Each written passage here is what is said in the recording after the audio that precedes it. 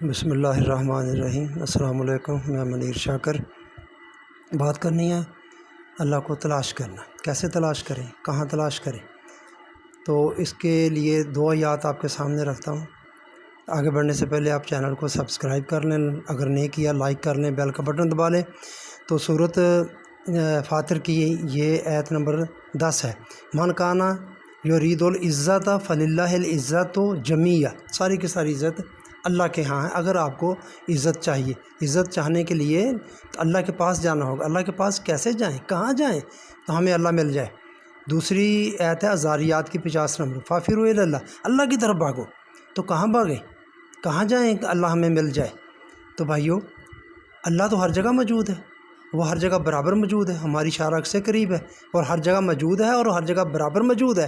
تو کہاں جائیں ہم، کیسے اس کو تلاش کریں؟ تو سیدھی سی بات ہے، اس کو تلاش کرنے کا جو طریقہ ہے وہ صرف اور صرف اس کے احکامات پر عمل ہے۔ اور جب ہم اس کے احکامات پر عمل کریں گے تو ہمیں اللہ مل جائے گا۔ اللہ کو تلاش کرنے کا ایک ہی طریقہ ہے، تو وہ عمل جو اس نے کہا ہے، ہمارے اپنے بنائے ہوئے خود ساختہ نہیں، جن پر ہم عمل کرتے جا رہے ہیں ان میں بہت سارے خود ساختہ ہیں۔ ہم دیکھیں، صدیوں سے تسبیحات ہو رہی ہیں، نوافل پڑھے جا رہے ہیں، عمرے ہو رہے ہیں، حج ہو رہے ہیں، دعائیں ہو رہی ہیں رو رو کر گڑ گڑا کر۔ ہم کیا حالت ہوگی مسلمانوں کی؟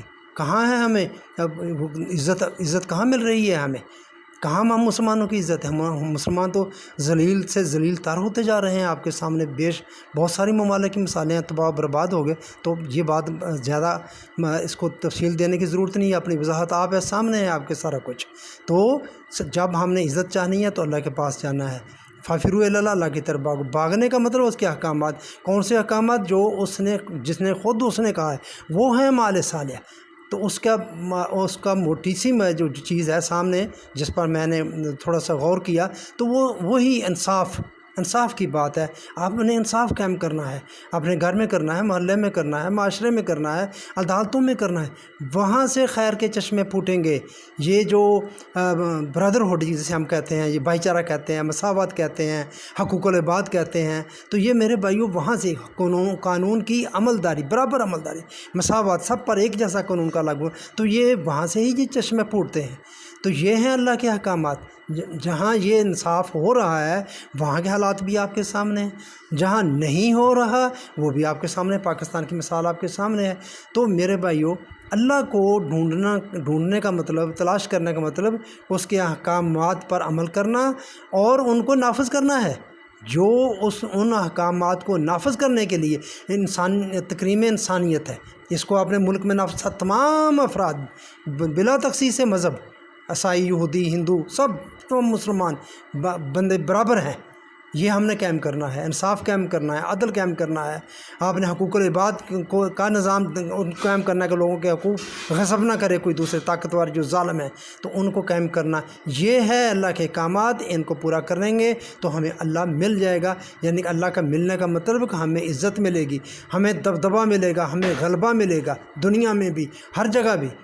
تو یہ مطلب ہے سیدھا سا، اللہ کے احکامات کو پورا کرنا، جو اس نے مال صالح کہیں ان کو پورا کرنا۔ تو میں یہاں تھوڑی سی بات حضرت ابراہیم بن آدم کی کروں گا۔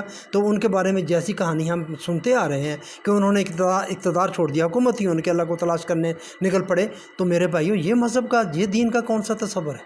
یہ تو دین کے مخالف تصور ہے۔ یہ اقتدار آپ کو مل گیا تو آپ نے ان کو نافذ کرنا ہے۔ وہ چیزیں آپ نے ملک میں انصاف کو نافذ، یہ دے لوں، اللہ کا حکم ہے کہ انصاف قائم کرو، تو آپ نے انصاف قائم، تو آپ انصاف کے ہی میں نے بتا دیا کہ آپ کو کتنے خیر کے چشمے پھوٹتے ہیں۔